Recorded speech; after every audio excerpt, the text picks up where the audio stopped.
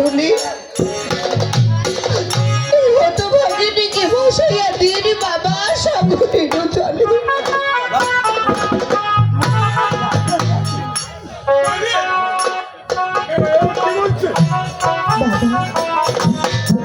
ভাসিতে ভাসিতে যাবো বাবা আমি ওই নদী বাবু যে আমার নিজ স্বামী বাবা আরো 6 ভাসু।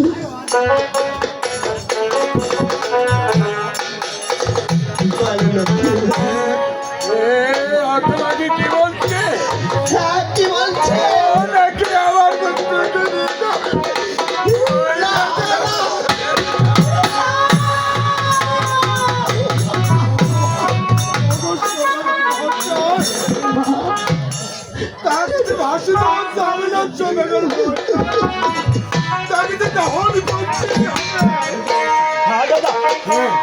তুই ঠিক বলেছিস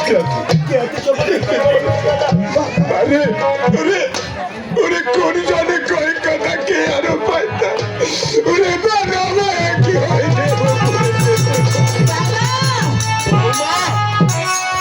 কেন পারবো না আমি বাবা? কি কথা বলছো সাবিত্রী যখন তার স্বামীকে যমলাই থেকে ফিরিয়ে নিয়ে এসেছে বৌমা তাহলে আমি কেন পারবো না বাবা? কি বলছো মা? তুই কি সাবিত্রী?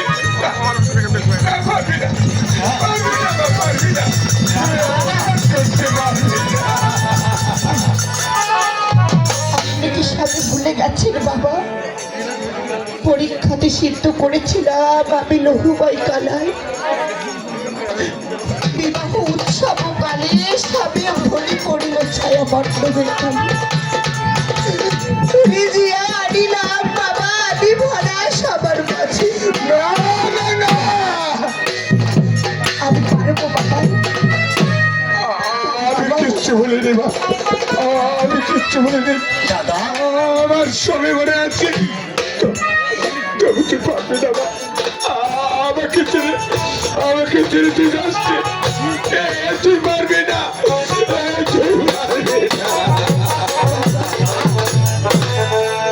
তাই তোমার কাছে বাবা আমি করি নিবেদন করে পঞ্চবচী গলা বাবা আপনি আমায় করবেন দাদা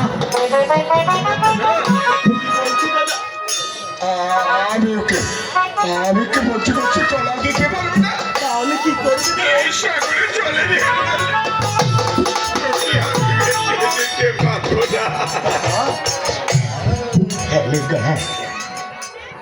মাঝে বাবা বলি কত ভাবি আমার লক্ষ্মী পুত্র মরে আমার লক্ষ্মী পুত্র মরে মা তবু প্রাণের সব কলার গাছ গেলে বাবা আর ছোট মুখে আমি একটি বড় কথা বলবো বাবা। কলার হেন দয়া আপনার কলার হেন দয়া সে কারণে মরে আপনার বাবা সত্যি বলছে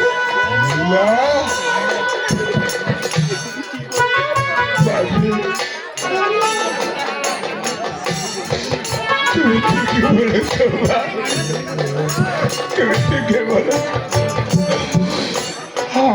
আমার সত্য পুত্র আজ আমাকে ছেড়ে চলে গেল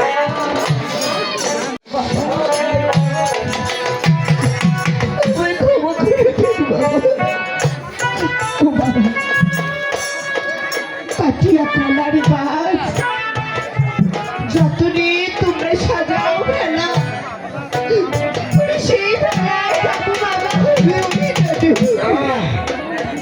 না আমার না আমাকে তুই আর রাখিস আমি তোকে ওই সাগরে চলে গেলে আমি তোকে বেঁচে দিতে পারবো না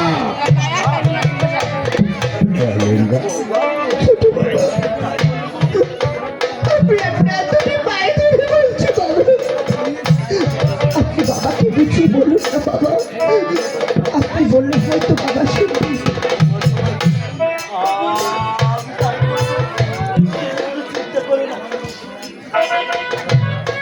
দাদা দাদা আজকে এই হতভাগিয়া একটু কথা বলতে চাইবে না দাদা আমি আমি আজকে ভাইয়ের অধিকারে তোমাকে কি কথা বলতে চাই দাদা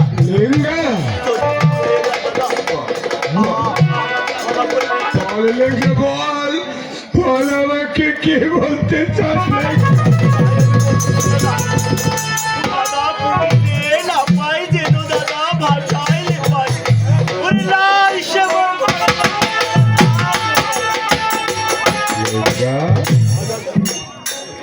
কি বললে আমি কেন বলেছি দাদা জানো আজ শেষ পর্যন্ত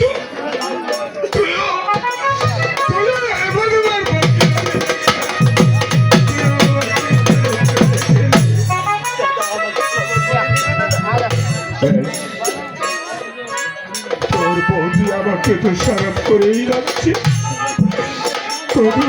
আমাকে তো সারাপ করেই যাচ্ছে আর শেষ পর্যন্ত তুইও আমার পক্ষে হলি না তুইও মধুমার পক্ষে হলি যা আমি তোর কথা মতো ওকে 5টি কলার গাছ দিয়ে দেবো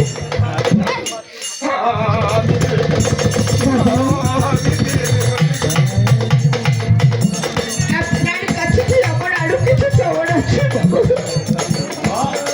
কি বললে হ্যাঁ বাবা।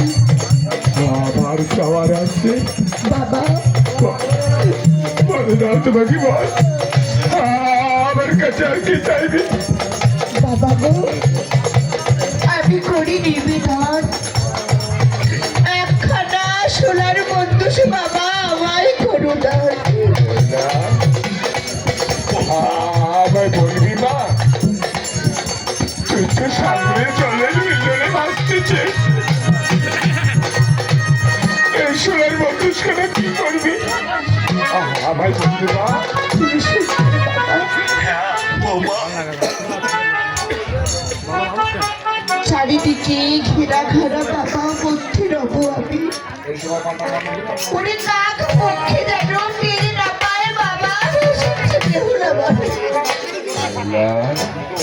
হ্যাঁ বাবা এত কম বয়সে এত বুদ্ধি তোর অলৌকিক করে তাই যদি হয় আমি লজ্জাকে দিয়ে তোকে এখানে সোনার বাবা হ্যাঁ বাবা আমার একটু জিনিস লাগবে আমার যদি সাধ্য থাকে আমি বাবা আমি তোমার কাছে করি নিবেদন একখানা মুরুখ পাখি বাবা আমায় করো না। মা এই বড় পাখি কি করবে মা তুই সাগরে জলের হিল ধরে ভাববি এই বড় পাখি কেনা তুই কি করবি আপনি শুনবেন আমি কি নিয়ে ভাসবো বাবা আমি একা কিনি উনি চারিদিকে ঘেরা খারাপ মধ্যে রাখবো আমি কেমন করে জানিব বাবা পোহাইছি রজনী তাই যখনই শুনিব আমি বড় গেল ধ্বনি তখনই জানিব মনে মনে পোহাই বাবা এইভাবেই আমি বুঝতে পারবো দেবপুর যেতে কতদিন সময় আমার লাগবে বাবা। আমি বুঝতে পেরেছি আমি লজ্জাকে দিয়ে তোকে একটি বুড়ো পাঠিয়ে দিয়ে দেবো আর একটি জিনিস যে আমাকে দিতেই হবে বাবা। বাবা আপনাকে কি আমাকে একটি সুবর্ণের কাঠারি দিতে হবে বাবা।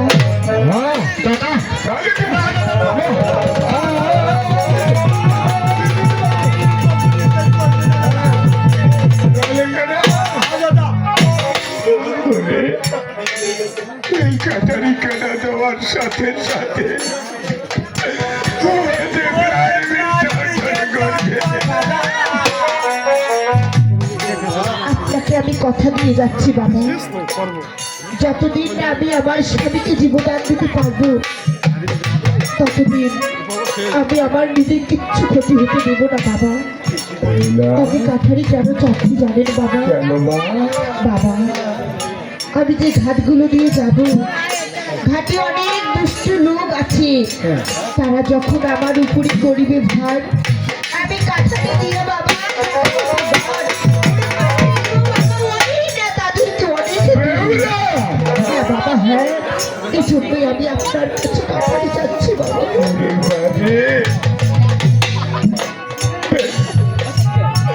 তাই যদি হয়ে থাকে আমি লেঙ্গাকে দিয়ে কেন সুবর্ণের কাটারি তোকে দিয়ে দেবো না।